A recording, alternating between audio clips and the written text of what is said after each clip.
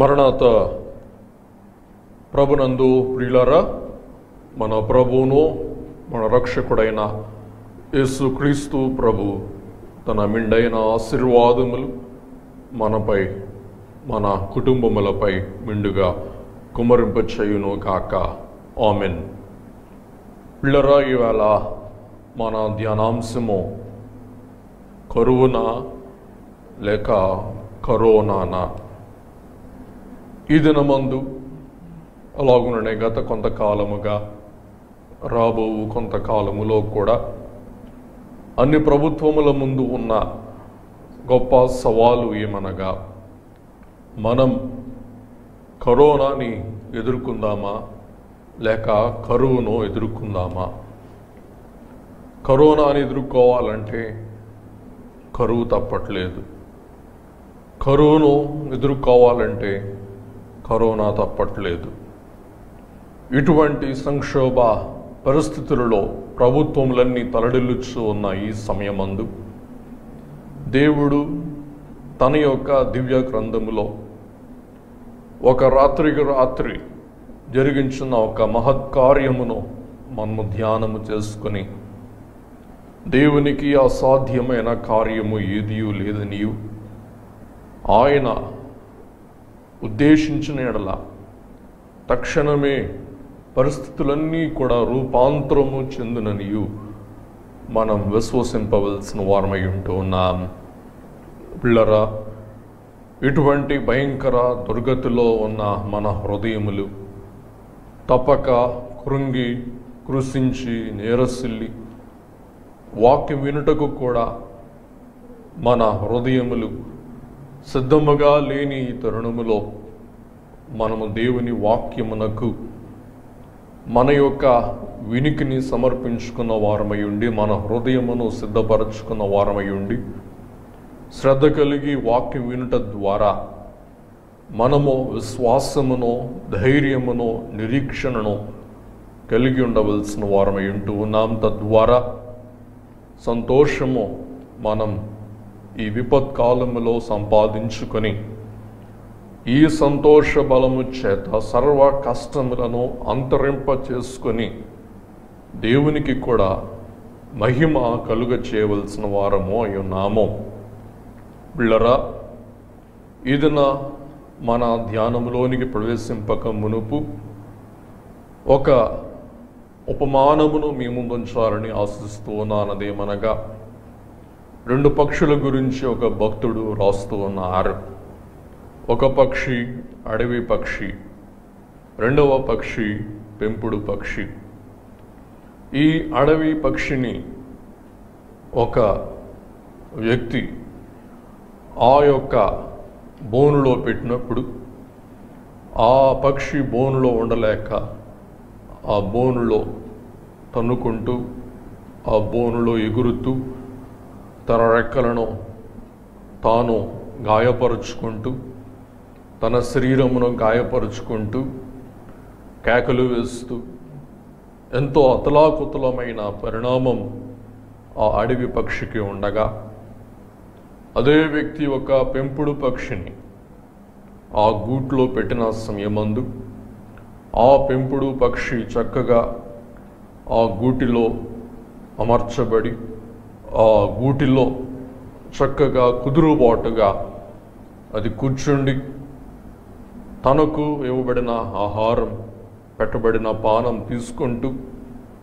తన పరిస్థితులు అలాగే ఉన్నవి అని తాను అంగీకరించి ఆ పెంపుడు పక్షి ఎలాగున ఆ యొక్క బోనులో గీతం పాడుచు ఆ యజమానికి, దేవునికి మహిమ కలిగించినదో అలాగుననే పిల్లరా, మనము కూడా తప్పని పరిస్థితులలో మన గూటికి పరిమితం కావలసిన ఈ పరిణామములు సంభవించిన ఈ సమయములో మనం తల్లడిల్లి నోరు నెత్తి బాదుకొని మనం ఆందోళన, ఆవేదన చెంది మన హృదయము నిండా కలవరమును మనము కలిగి ఉండక, దేవుడు బహుశా మన ఆత్మీయ జీవన బలము కొరకు, సమాధానము కొరకు, వృద్ధి కొరకు, అలాగునని కుటుంబ ఐక్యత కొరకు, కుటుంబంలో ఒక మంచి అన్యోన్యత కొరకు ఈ యొక్క సమయమును నిర్ణయించి ఉన్నారా అని మనము ఆలోచించి ఈ యొక్క పరిస్థితులను మనము స్వీకరించి దేవుని మహిమపరచవలసిన వారమై ఉంటున్నాం. పిల్లరా, ఈ కాలంలో మనం వార్తలు చూసినప్పుడు వార్తలలో వినబడుచు ఉన్న ఒక మాట, ఫ్యామిన్ ఆఫ్ బిబ్లికల్ ప్రపోర్షన్స్, అంటే బైబిల్లో రాయబడినంత తీవ్రతరమైన కరువులు కాటకములు సంభవించును అని అంతర్జాతీయ వరల్డ్ హెల్త్ ఆర్గనైజేషన్ అలాగే వరల్డ్ ఫుడ్ ఆర్గనైజేషన్ సెలవిస్తూ ఉన్న తరుణంలో రాబో కాలములో ఇంచుమించు 8 కోట్ల మంది ఆకలితో ఉంటారనియు, ఇవే పరిస్థితులు కొనసాగినట్లయితే దినమునకు 3 లక్షల మంది కరువుతో మరణిస్తారని హెచ్చరిస్తూ ఉన్న ఈ సమయంలో బైబిలులో దేవుడు జరిగించిన ఈ అద్భుతమును ఈ కాలంలో ఈ సమయంలో మనము అనుభవించిన వారమైతే ఈ ప్రళయం పరిహారమగునని మనకు ఆనందం, సౌఖ్యం, సమాధానం కలుగును. కాబట్టి మనమందరం విశ్వాసముతో దేవుని ప్రార్థించి దేవుడు తప్పక కార్యము జరిగించు వారై ఉన్నారని పరిపూర్ణ విశ్వాసము కలిగి ఉండవలసిన వారమై ఉన్నాం. కాబట్టి ఈ అద్భుతం, ఈ సందేశం మన విశ్వాసమును తప్పక పెంపొందింపగలదని నేను నమ్ముచు మీరందరూ దేవుని వైపు మరొక్కసారి వీక్షించి, మారని దేవా, నిన్న నేడు నిరంతరం ఏకరీతిగా ఉన్న దేవా, ఆ కాలములో ఎలాగ అద్భుతము చేశావో ఈ కాలములోనూ ఒక అద్భుతము జరిగించుము అని మనం ప్రార్థింపవలసిన వారమై ఉంటూ ఉన్నాం.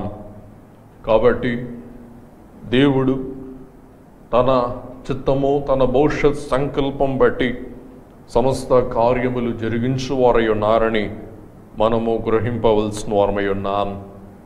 పిల్లరా, విలియం బూత్ అనే భక్తుడు ఇలాగూ సెలవిస్తూ ఉన్నారు, if we have to change the future we have to disturb the present. మనం భవిష్యత్తును మార్చుకోవాలంటే వర్తమానానికి భంగము కలిగించాలి. బహుశా దేవుడు భవిష్యత్తులో ఏ మార్పు కలిగించుట ఆయన ఉద్దేశమో ఆయన నిర్దేశమో మనకు తెలియదు. ఈ ప్రస్తుత వర్తమాన కాలములో మన గూటులను, మన దేశాలను, మన ప్రాంతములను, మనలను దేవుడు చెదిరిపోయేలాగా చేస్తూ ఉన్నారు.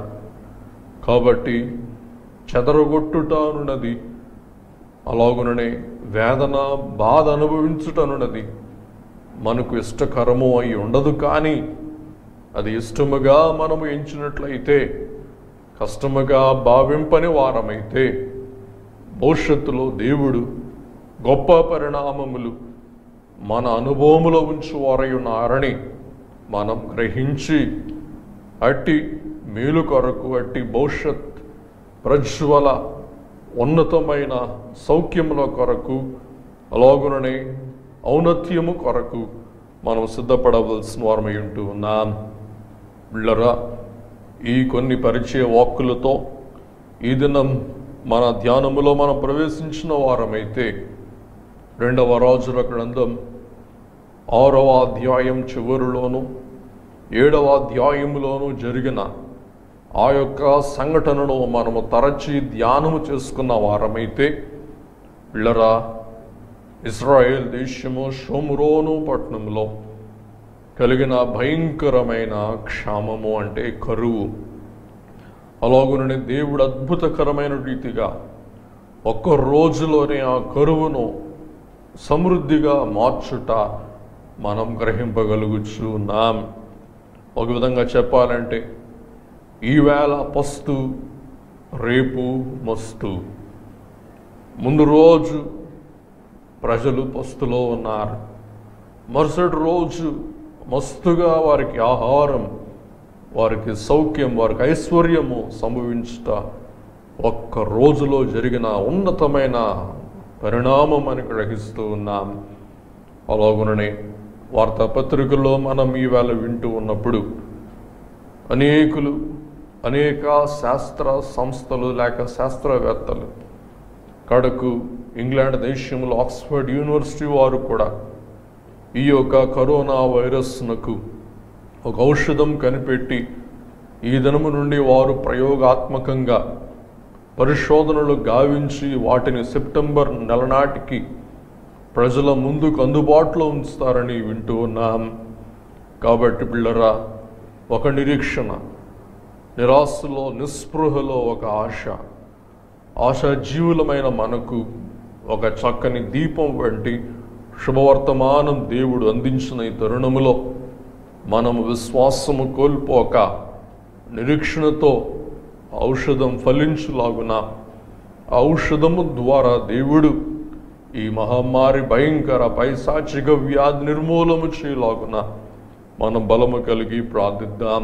పిల్లరా, ఇక్కడ ఇశ్రాయేలు దేశమును పరిపాలిస్తూ ఉన్న రాజు యోరాం అని, ఈ యొక్క రాజు ఆహాబు యొక్క కుమారుడని, ఆహాబు ఎలాగు తన భార్య అనే యెజెబెలును బట్టి భయంకర విగ్రహారాధన చేసి దేవునికి ఆవేదన, అలాగునని దేవుని యొక్క ఆగ్రహమును సంపాదించుకున్నాడు. అలాగున తన కుమారుడు కూడా దేవుని ఆజ్ఞలకు భిన్నముగా ప్రవర్తించటం బట్టి, అవిధేయునిగా జీవించటను బట్టి ఈ భయంకరమైన క్షామము ఇశ్రాయేలు దేశమును ఆవరించి ఉన్నట్లు మనం గ్రహిస్తూ ఉన్నాం.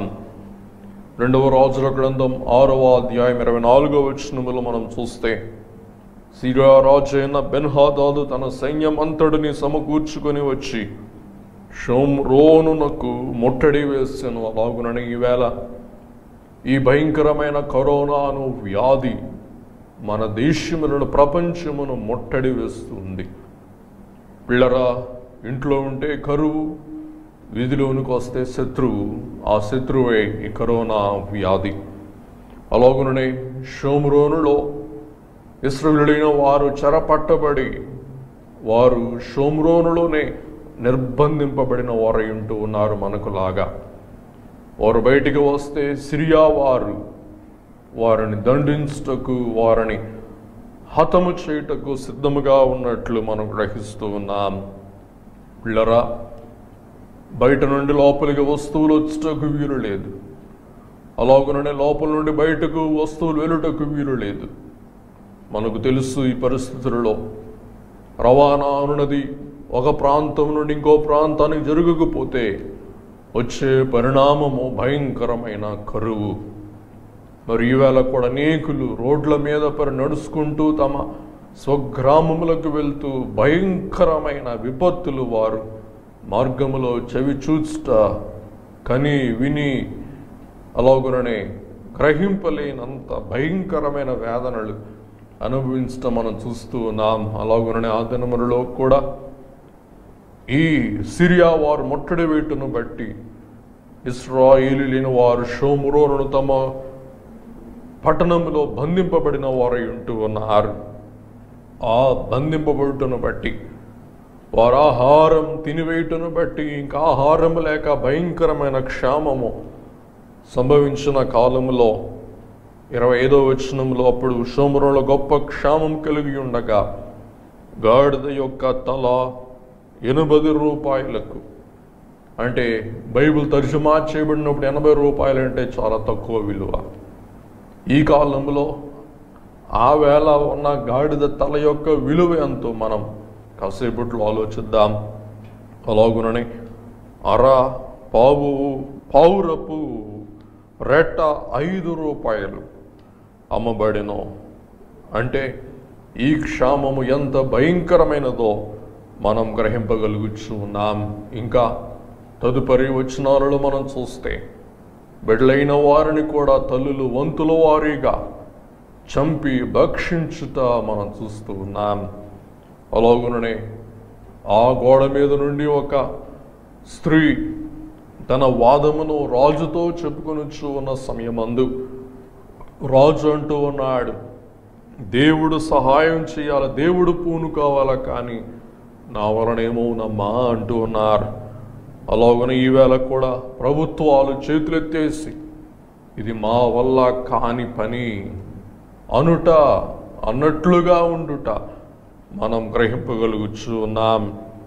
కాబట్టి పిల్లరా, ఈ యొక్క రాజు, దుష్టుడైన రాజు, ఈ క్షామమునకు మూలం ప్రవక్త అయిన ఎలీషా అని తాను తెలియచేస్తూ ఎలీషాను పట్టవలసిందిగా, అలాగనే ఎలీషా ప్రవక్తను హతము చేయవలసిందిగా తన ఇంటికి తన మంత్రిని, తన పెద్దలైన వారిని, సైన్యాధిపతిని పంపించుట మనం చూస్తూ ఉన్నాం. అప్పుడు ఎలీషా గారు అంటూ ఉన్నారు 32వ వచనములో, అయితే ఎలీషా తన ఇంట కూర్చుని ఉండగా పెద్దలను అతనితో కూడా కూర్చుండి ఉన్నప్పుడు రాజు ఒక మనిషిని పంపెను. ఆ పంపబడిన వాడు ఎలీషా దగ్గరకు రాకమునుపే అతడు ఆ పెద్దలను చూచి, ఈ నరహంతకుని కుమారుడు నా తలను కొట్టివేయుటకు ఒకని పంపి ఉన్నాడు, మీకు తెలిసినదా? మీరు కనిపెట్టి ఉండి ఆ దూత రాగా, ఆ వ్యక్తి రాగా వాడు లోపలికి రాకుండా తలుపుతో వారిని వెలుపలికి తోసి తలుపు మూసివేయుడి. వాని యజమానుని కాళ్ళ చప్పుడు వాని వెనుక వినబడును కదా అని వారితో చెప్పుచుండగా, ఈలోగా ఆ వ్యక్తి, ఆ భటుడు, ఆ దూత అంటే వర్తమానికుడు రానే వచ్చేసాడు.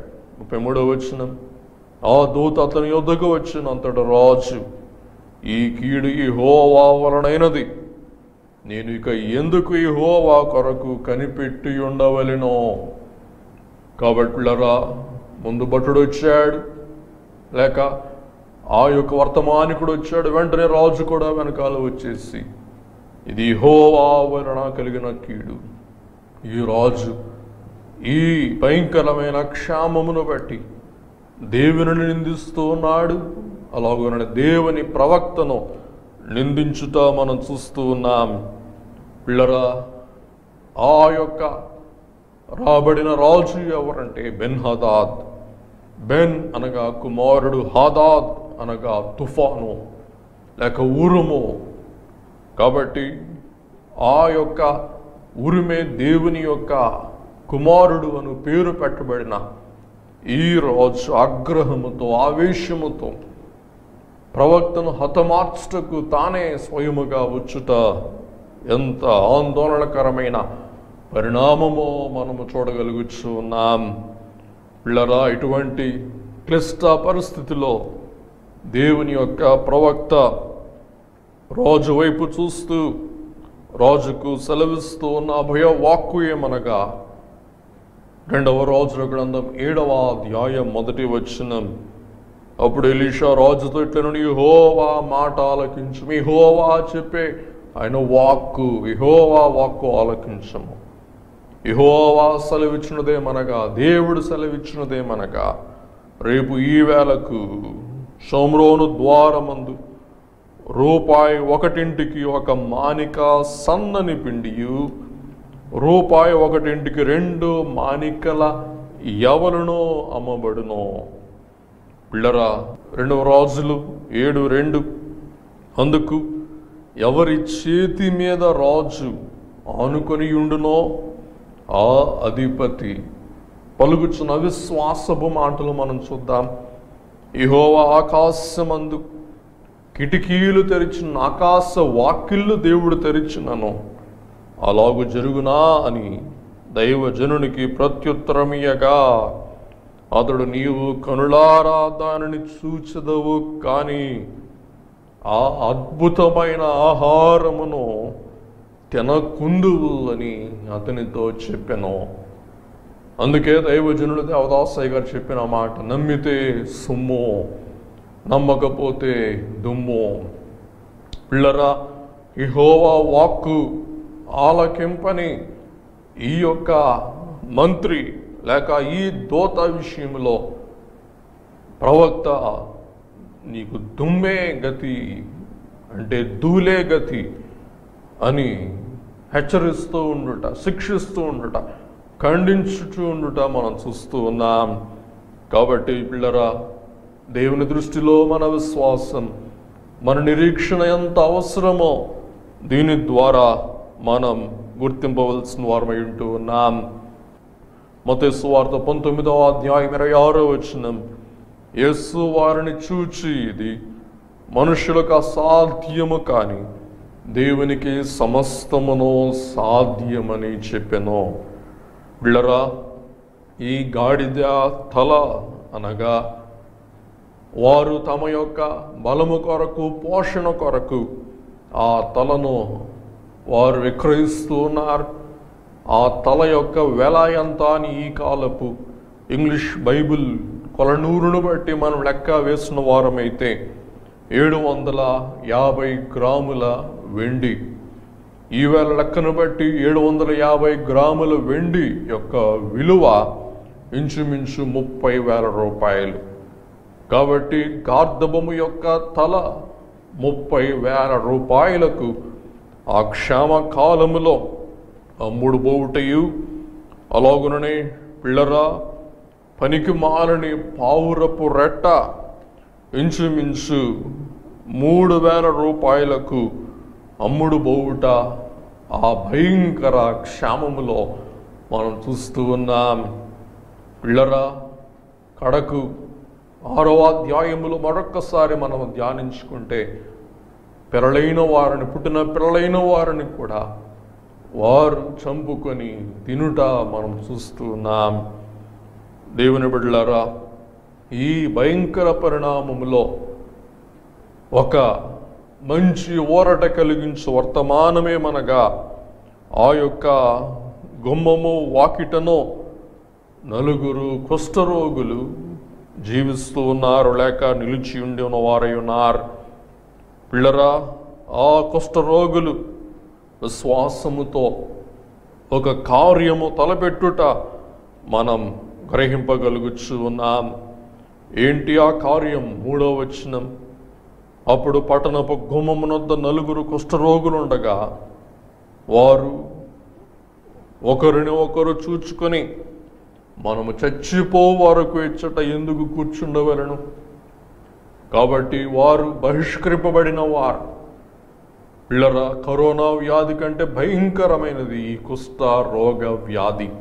ఈ కరోనా వ్యాధి మనిషిని రోజుల్లో చంపివేస్తే ఆ కుష్ఠరోగమే క్రమక్రమముగా మనిషిని భయంకరమైన యాతనకు, వేదనకు, ఆందోళనకు లోను చేసి మనిషిని భ్రష్టు పట్టించి, మనిషి శరీరం కుళ్ళు పట్టించి భయంకరమైన ఆందోళన పరిస్థితుల్లోనికి నడిపించి అప్పుడు మనిషిని చంపే భయంకరమైన రోగం. దేవుని మహాకృప, దేవుడు ఆ రోగం నిర్మూలన చేసిన వారై ఉన్నారు. అలాగుననే అట్టి బహిష్కరింపబడిన గుమ్మం యొద్ద ఉన్న ఆ కుష్ఠరోగులు మనం ఇక్కడుంటే కరువుకు వస్తాం. మనం సిరియా వారి గవినిలోనికి లేక సిరియా వారి పట్టణంలోనికి మనం ప్రవేశిద్దాం అని వారు పూనుకొని వారు కత్తిపెట్టి మనల్ని చంపితే చంపనివ్వండి, అయినా మనం వెళ్దాం అని వారు కంకణం కట్టుకొని వారు లేచి సిరియా వారి ఆవరణములోనికి, పట్టణములోనికి ప్రవేశించుట మనం గమనిస్తూ ఉన్నాం. 4వ వచనములో పట్టణంలోనికి పోదుము అని అనుకుంటే మా పట్టణమందు క్షామం ఉన్నది, అంటే షోమ్రోన్లో క్షామం ఉన్నది, అతడ చచ్చిపోతాం. ఇచ్చట ఊరక కూర్చున్నా ఇక్కడ చనిపోతాం. పదండి, సిరియనుల దండుపేటలోనికి వెళ్దాం. వారు మనలను బ్రతకనిచ్చినా బ్రతుకుతాం, మనలను చంపినా మనం సస్తాం. ఈలాగున 5వ వచనంలో సంధ్య చీకటి సాయంకాలమందు మన జీవితంలో కూడా మనం సాయంకాల సమయంలో ఉన్నాం. ఈ కరోనా అనే చీకటి మనలను ఇంకా భయంకర ఊబిలోని నడిపిస్తుందని శాస్త్రవేత్తలు తెలియజేస్తూ ఉన్నారు. కాబట్టి ఈ సంధ్య వేళ, ఇంకా వెలుగున్న వేళ, ఇంకా గాఢాంధ దిట్టమైన చీకటి ఆవరింపకుండా ఉన్న వేళ మనం పనిభూని విశ్వాసముతో, నిరీక్షణతో దేవుని వైపు చూస్తూ ప్రార్థిద్దాం. పిల్లరా, ఆ సంధ్య చీకటి యందు సిరియన్ల దండుపేటలోనికి పోవరని వారు లేచి సిరియన్ల దండు వెలుపలి భాగమునొద్దకు రాగా అచ్చట ఎవరునూ కనబడకపోయిరి. సిరియా వారి దండుపేటలో ఉన్న దండంతా సైనికులందరూ కూడా తమ స్థానములు విడిచి వారు పారిపోయారు. ఏంటి పారిపోవుటకు మూలమేంటి అని గనుక మనం చూస్తే 6వ వచనములో యెహోవా రథముల ధ్వనియు గుర్రముల ధ్వనియు గొప్ప సమూహపు ధ్వనియు సిరియనుల దండునకు వినబడినట్లుగా చేయగా వారు ఒకరితో ఒకరు అనుకుంటూ ఉన్నారు. ఒక రూమర్ వచ్చేసింది. ఏంటి ఆ రూమర్ అనగా, మన మీదకి వచ్చక ఇశ్రాయేలు రాజు హిత్తీయుల రాజులకును ఐగుప్తీయుల రాజులకును బెత్తమిచ్చి ఉన్నాడని సిరియనులు ఒకరితో ఒకరు చెప్పుకొని, ఈ రాజు హిత్తీయులైన వారికి సొమ్మిచ్చి వారిని ఆధారం చేసుకుని వారిని పోగు చేసుకుని మన మీదకి యుద్ధానికి వస్తున్నారని వారు తత్తరపడి వారు ఆందోళన చెంది తమ గుడారములైనను గుర్రములైనను గాడిదలైనను దండుపేటలో ఉన్న వాటిలో ఏమీ తీసుకొనకయే తమ ప్రాణములను గుప్పిట్లో పెట్టుకొని రక్షించుకొనుట చాలుననుకొని సందే చీకటి ఉన్నట్లుగా పేట విడిచి పారిపోయిరి. వారందరూ కూడా ఆ పట్టణం విడిచి లేక దండుపేట విడిచి వారు పారిపోయిన వారై ఉన్నారు. పిల్లరా, ఈ కుష్ఠరోగులు 8వ వచనం, దండుపేట వెలపటి భాగమునొద్దకు వచ్చి ఒక గుడారమున జొచ్చి భోజన పానములు చేసి సిరియా వారు వండుకున్న శ్రేష్టమైన సైనికులైన వారి భోజనం తృప్తిగా ఆరగించి ఎత్తుకొని పోయి దాచిపెట్టి తిరిగి వచ్చి మరొక గుడారములోనికి జొచ్చి అతడి నుండి సొమ్ము ఎత్తుకొని పోయి దాచిపెట్టుడి. కాబట్టి వారికి పసందైన విందు అలాగనే వారికి మిండైన సొమ్ము వారికి ప్రాప్తించిన సమయమందు వారంటూ ఉన్నారు. 9వ వచనం, మనము చేయునది మంచి పని కాదు, నేటి దినం శుభవర్తమానము గల దినం, మనము ఊరుకొననేల ఎందుకు ఊరుకుందాం? తెల్లవారు వరకు మనం ఇచ్చట నుండి నెడల ఏదైనా ఒక అపాయం మనకు సంభవించును గనుక మనం వెళ్ళి రాజు ఇంటి వారితో సంగతి తెలియచెప్పుదాం రండి అని ఒకరితో ఒకరు చెప్పుకొని వారు వచ్చి పట్టణపు ద్వార పాలకుని పిలిచి ఈ సంగతంతా తెలియచేయగా, పిల్లరా, రాజు ఇంకా నమ్మలేకపోతూ ఉన్నాడు. రాజు ఒక భటుడిని పంపిస్తూ ఉన్నారు. ఇది వాస్తవమో కాదో నీవే కల్లారా వెళ్ళి చూడు అన్నప్పుడు ఆ భటుడు చూచిన అద్భుతమైన దృశ్యం, సిరియన్లైన వారు దారి పొడుగున వస్త్రాలు, దారి పొడుగున వస్తువులు పరుచుకుంటూ వారు పారిపోవుట కనుగొని రాజుకు సెలవివ్వగా ఆ వర్తమానం పిల్లరా ఆ పట్టణమంతటా ప్రచురపరచబడి ఉండగా వెంటనే 15వ వచనం, కాబట్టి వారి వెనుక యొర్దాను నది వరకు పోయి సిరియనులు తొందరగా పోయినంత లెక్క పారవేసిన వస్త్రములను సామానులను వారు చూచి ఆ దూతలు తిరిగి వచ్చి రాజుతో సంగతి తెలియచెప్పగా 16వ వచనం, జనులు బయలుదేరి సిరియనుల యొక్క దండుపేటను దోచుకొనుడి. కాబట్టి యెహోవా మాట చొప్పున రూపాయి 1 ఒక మానిక సన్నని పిండియు 2 మానికల ఎవరునో అమ్మబడెనో.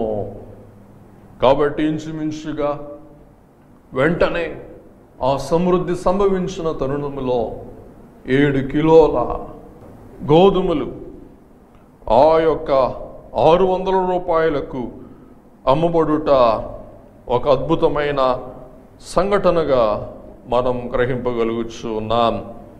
కాబట్టి ఆ సమృద్ధిని బట్టి వెంటనే కలిగిన పరిణామం 7 కిలోల ఆ యొక్క ఆహారం లేక ఆ యొక్క ధాన్యం కేవలం 600 రూపాయలకు అమ్మబడుట మనం గ్రహిస్తూ ఉన్నాం. అందుకే కీర్తనకారులు అంటారు, 31వ కీర్తన 15వ వచనం, నా కాలగతులు నీ వశములోనున్నవి, నా శత్రువుల చేతిలో నుండి నన్ను రక్షింపుము, నన్ను తరుము వారి నుండి నన్ను రక్షింపుము.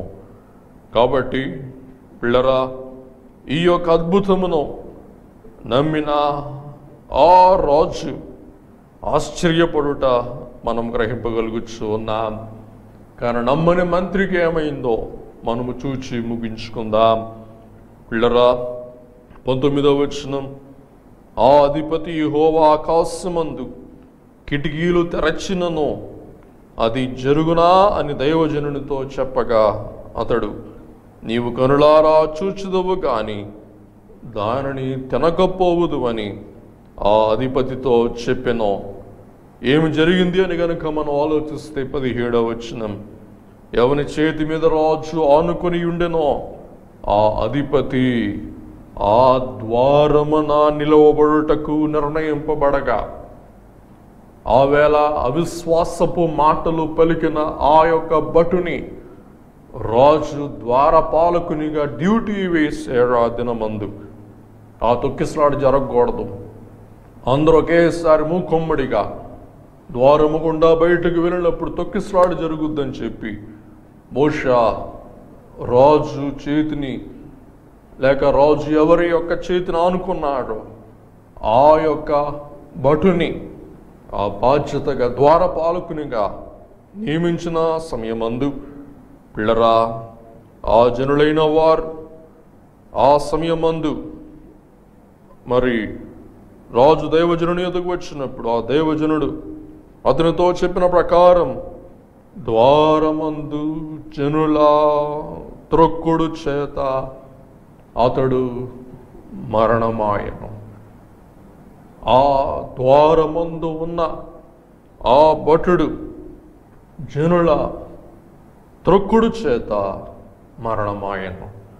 కాబట్టి పిల్లరా, రాత్రికి రాత్రి జరిగిన ఒక మహత్కార్యం ఆ కాలం ఇశ్రాయేలు జనాంగం యొక్క అనుభవములో షోమ్రోను పట్టణములో ఒక్క దినములో దేవుడు ఎన్నికలేని కుష్ఠ రోగుల చేత ఈ సాక్ష్యము చెప్పించి వారందరిని రక్షించుట మనం చూస్తూ ఉన్నాం.